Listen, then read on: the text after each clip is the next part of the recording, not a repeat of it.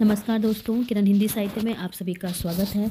तो आज हम बात करेंगे यू सेट के सेकंड पेपर हिंदी के प्रश्न पत्र की। तो आप देखिए किस तरीके से प्रश्न पूछे गए थे। जो प्रश्न के उत्तर मिले हैं, जो मुझे आते हैं, मैं उसी को ही सॉल्व करूँगी। निम्न में से रेखा चित्र है। श्री राम शर्मा की बोलती प्रतिमा रेखा चित्र है और प्रेमचंद घर में, ये तो जीवनी है, शिवरानी की जीवनी है। मंटो मेरा दुश्मन, ये भी वैसे संस्मरण है। अब देखो ये संस्मरण तो है, लेकिन ये रेखा चित्र के अंतर्गत भी आता है। तो हो सकता है कि यहाँ पे ए और सी आंसर हो। सबको केशव हरिनायक, केशव दास की होगी ये लाइन, ठीक है। और नवरस में श्रृंगार रस, क्योंकि पद्माकर जी ने नवरसों का प्रतिपादन किया था, तो इस ये पंक्ति पद्माकर की है। क्योंकि बेनी प्रवीण ने भी नवरस तरंग लिखी है, पर पंक्ति में मुझे लग रहा है पद्माकर की होगी। और तीसरे का पता नहीं है, लेकिन रसनी सार श्रृंगार सार ये है देव की। तो अगर एक दो भी आपको मिलान आ जाते हैं तो आपको उसका उत्तर पता चल जाएगा कि इसका उत्तर होगा आपका सी होगा, क्योंकि पहले का दूसरा, ठीक है, और डी का 1, तो सी इसका उत्तर होगा। नेक्स्ट देखिए जीवनी देखने में, तो शेखर एक जीवनी, ये तो क्या है, उपन्यास है अज्ञे का। वट वृक्ष की छाया में कुमुद नागर की है ये, और दूसरा है स्मृति के झरोखे बिंदु अग्रवाल की। तो ये दोनों जीवनी हैं। और क्योंकि आप देखें अपनी धरती अपने लोग, ये है आत्मकथा रामविलास शर्मा की। तो बी और सी इसका आंसर होगा, आपका उत्तर होगा बी नंबर का।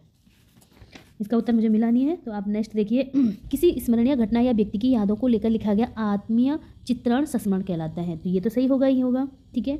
दूसरा आप देखिए यह जीवनी का एक लघु रूप होता है। ये जीवनी का लघु रूप इसलिए कहा है क्योंकि जीवनी में भी दूसरे के बारे में जीवन से लेकर मृत्यु तक लिखा जाता है, और संस्मरण में भी हमने चीज़ों को याद करके व्यक्ति की घटनाओं का चित्रण किया जाता है, देख सकते हो। तो इसलिए ये जीवनी का लघु रूप है। हाँ, हरिवंश राय बच्चन का है नए पुराने झरोखे संस्मरण है, ठीक है। और सुमन केसरी का ये नहीं है, किसी और का है। तो आपका आंसर होगा पहला, तीसरा और चौथा। पहला, तीसरा, चौथा ये हो सकता है डी, ठीक है। अब देखिए एक बूंद सहसा उछली, ये कन्फर्म है, यूरोप का वर्णन है, ठीक। बाकी दो पता नहीं चल रहा था। हरी घाटी, अगर आपको ए का तीसरा मिल रहा है, ए का तीसरा, तो आपको उत्तर मिल जाएगा सी। नेक्स्ट देखिए 12, पृथ्वी कल्प है गिरजा कुमार माथुर, एक बी का 1। जहाँ पे बी का 1 है तो इसका आंसर आएगा सी, क्योंकि यहाँ से देखो केदार सिंह की है, 2 का पता है, बाकी आप मिलान में और को भी मिला सकते हो। तो इसका आंसर सी होगा। न साहित्य के उद्देश्य, साहित्य के उद्देश्य है प्रेमचंद का। तो डी का तीसरा केवल एक ही जगह है, तो इसका उत्तर होगा बी। बाकी आप दिनकर का है मैथिली शरण गुप्त, बी का आई भी, ठीक है। तो हमको तो ये आप जानते हैं त्रिशंकु निबंध है अज्ञे का, ठीक। तो इस तरीके से आपने मिलान करना है। नेक्स्ट ये भी मुझे पता नहीं है। देखो काल क्रमानुसार व्यवस्थित करना था। इसमें देखो आप कहा बहती गंगा 1954-52 इस तरीके से कुछ है, शिव प्रसाद सिंह रुद्र का है। तो ये रचना 1954 की है, बाकी की पता नहीं चल रही है। बड़ी बड़ी आँखें उपेंद्र नाथ अस्क की, भगवती चरण वर्मा की है। सामर्थ्य और सीमा ये 59 नहीं 70 के बाद की रचना है, ठीक है। तो 1954 बहती गंगा है, तो इसको लगा करके आपका आंसर सी ज़्यादा बनना था। अब बाकी का क्रम मिल जाएगा तो फिर आपको और आसान होगा।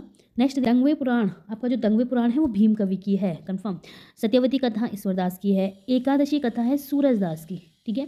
और जो जैमिनी पुराण है वो पुरुषोत्तम दास की है। तो ये क्रम जो जहाँ पे मिलेगा आपका, तो इसका उत्तर बन रहा है सी, ठीक है। नेक्स्ट देखो इसमें भी विपथगा है अज्ञे की है, कहानी 1937 की है। ठुमरी 1957 या 59, ठीक। तो ये विपद का पहला आ रहा है 1937 में बी, तो आपका सी बनेगा इसका आंसर, ठीक है। बाकी ये निराला की है, तो इस तरीके से आपका आंसर आएगा सी। एक कोस जमीन जरा दम बांध कर चलो, प्यास की बेला हो गई ना, याद है उस बार तेगड़ियों के पास सर्कस कंपनी। देखो सर्कस कंपनी का जहाँ पे वर्णन था वो आपका आएगा तीसरी कसम, ठीक है। हीरामन हीराबाई को अपनी बैलगाड़ी में बैठाता है, तो आपका ये आएगा तीसरी कसम से। नेक्स्ट हरिश्चंद्र, भारतीय हरिश्चंद्र का निबंध नहीं है। देखो तदिया सर्वस्व है, वैष्णवता भारतवर्ष है, और ग्रीष्म ऋतु है। मनोयोग नहीं है, ये है प्रताप नारायण मिश्र की। आगे देखिए काल क्रमानुसार व्यवस्थित कीजिए।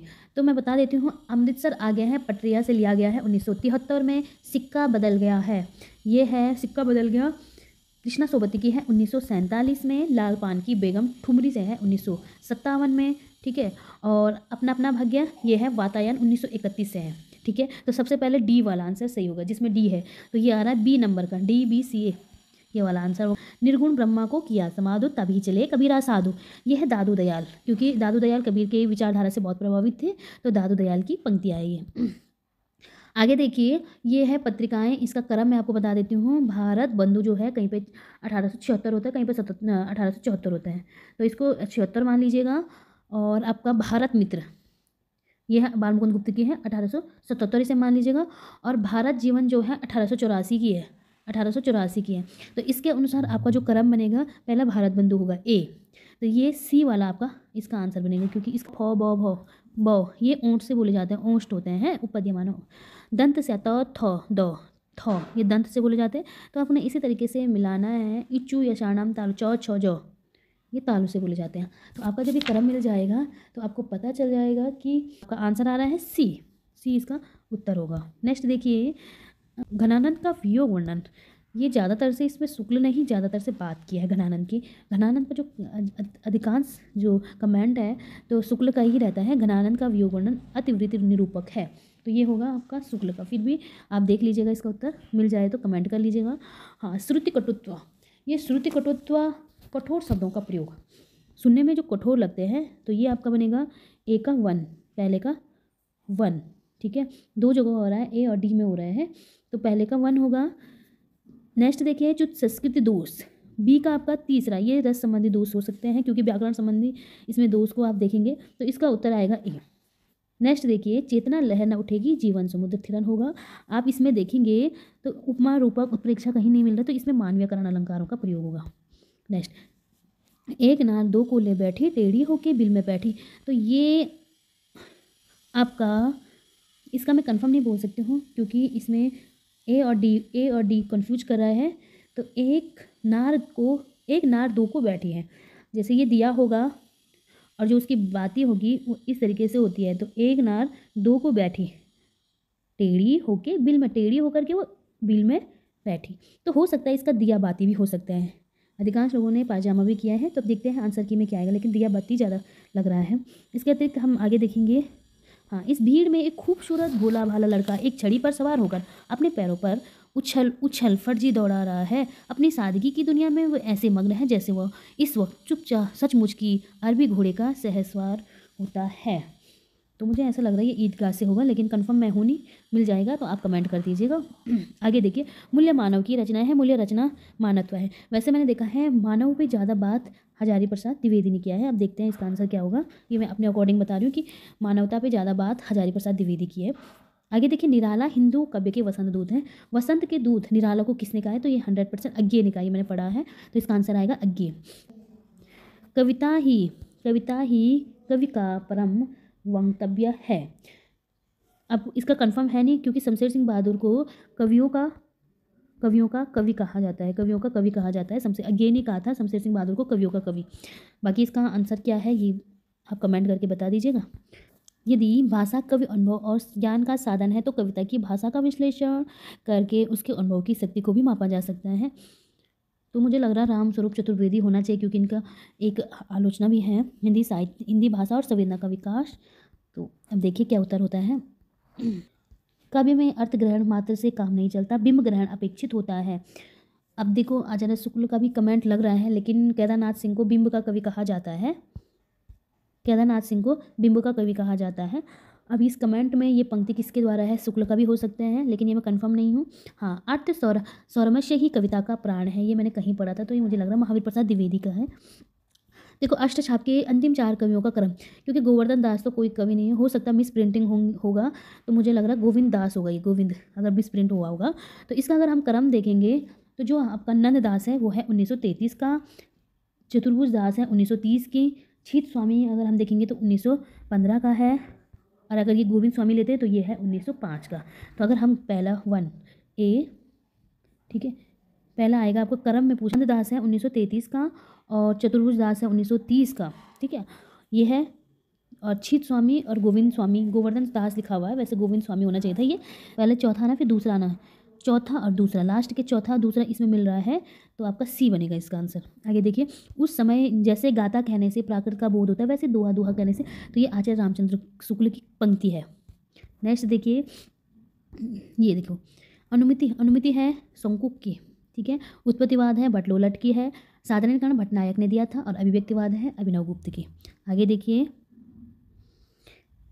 व्हील्स ऑफ हिस्ट्री, इसका आंसर तो ये है, राम मनोहर लोहिया की है व्हील्स ऑफ हिस्ट्री।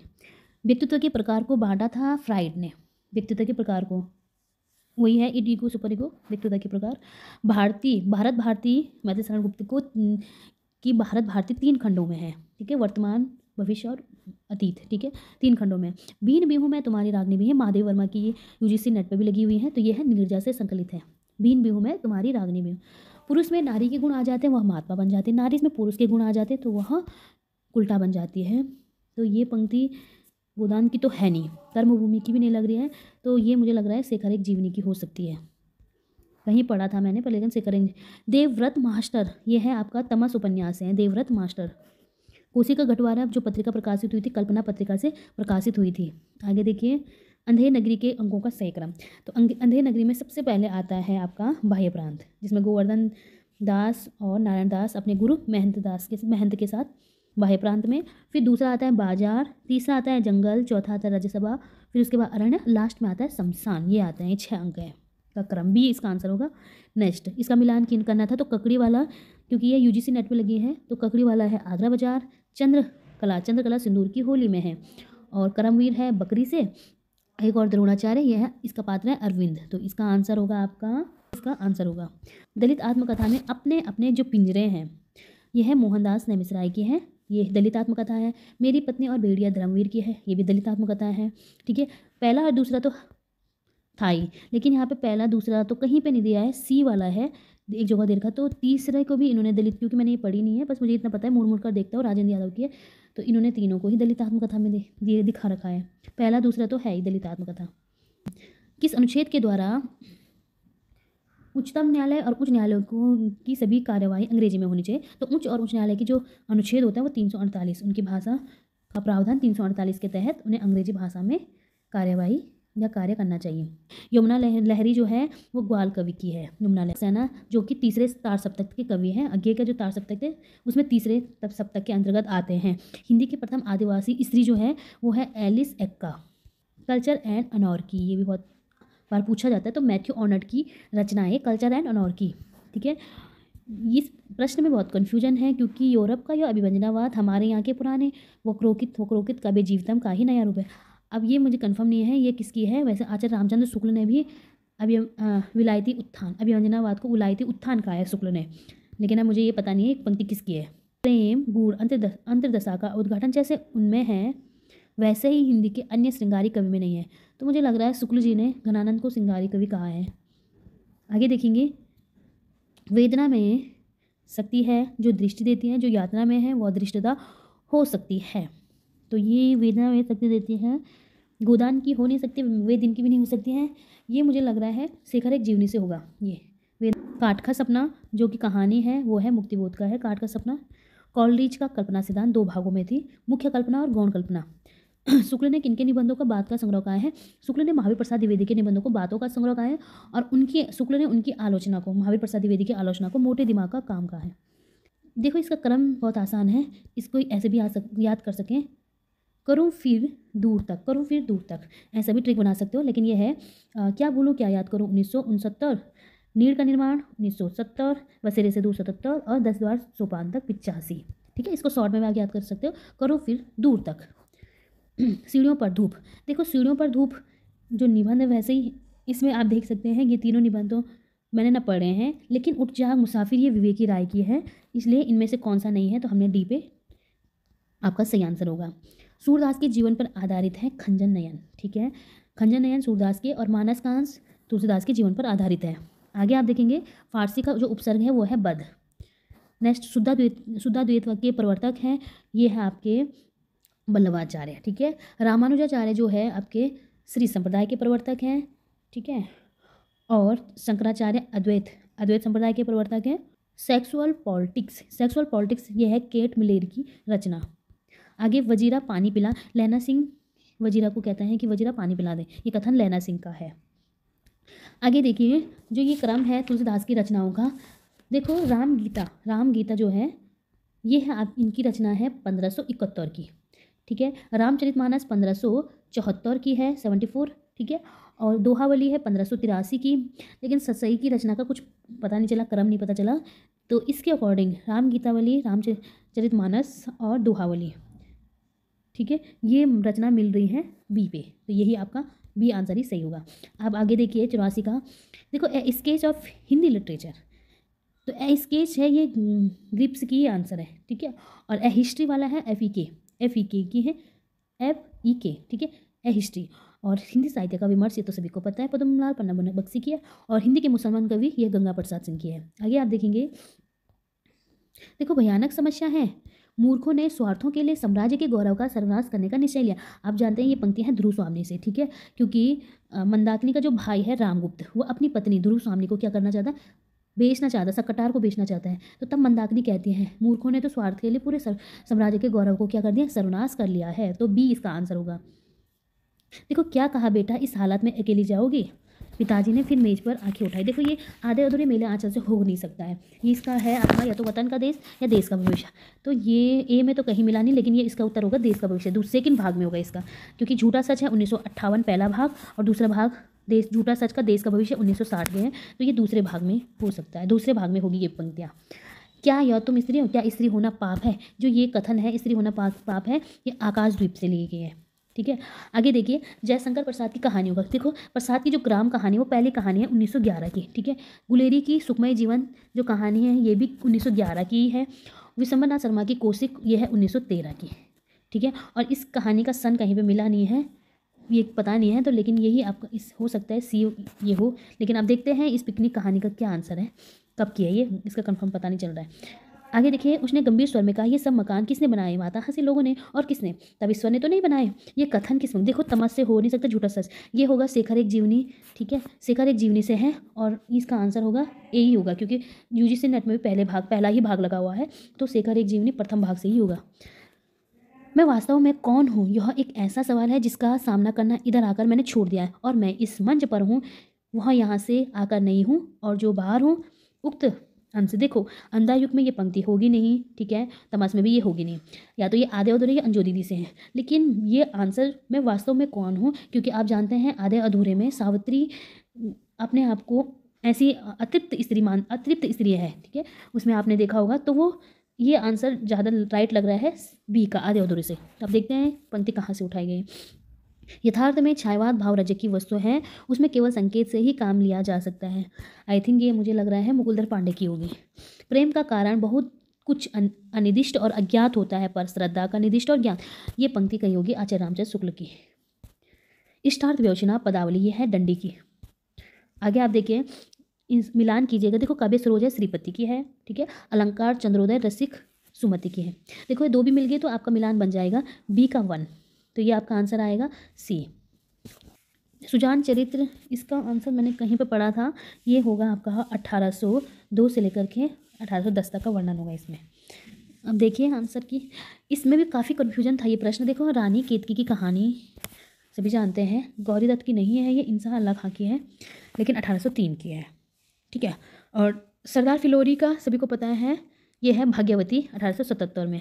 अब बाकी का तो मिल नहीं रहा है, आप देखिए सी का, क्योंकि सरदार फिलौरी का भाग्यवती 1877 में 1 है, सी का 1, तो सी का 1 जो आपका आंसर मिल रहा है 96 का बी आपका सही बनेगा। बाकी आप मिलाते रहिए।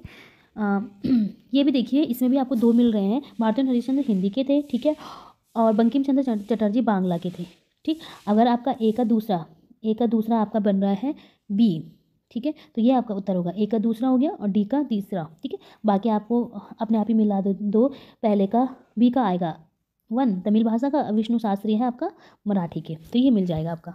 नेक्स्ट, युद्ध सर्वनाश है, मेरी दी हुई विद्या सहस्रों बलिदान लेगी, क्योंकि मैंने केवल शस्त्र चलाने की शिक्षा दी है, मैंने उसके आगे ऐसा कुछ नहीं सिखाया है जो मनुष्य को मनुष्य बना दे। देखो ये पंक्तियाँ दोनों में कन्फ्यूजन कर रही हैं, एक और द्रोणाचार्य और दूसरा अंधा युग से है, ठीक है। एक और द्रोणाचार्य में भी द्रोणाचार्य का वर्णन है, लेकिन अब देखिए इन दोनों में से किसको मानते हैं, अंधा युग और द्रोणाचार्य। कन्फ्यूजन है बी और सी में, तो देखिए उत्तर क्या होता है। आप देखिए, आप भी बताइए, अगर आपको मिल जाती है पंक्ति तो आंसर कमेंट करके बताइए। प्रसाद पढ़ाए जाएंगे, पंथ में सीखा जाएंगे, निराला पढ़े जाएंगे, तो ये पंक्ति है अज्ञे की, ये तो मेरे को मिल गया था आंसर, अज्ञे ही इसका आंसर है।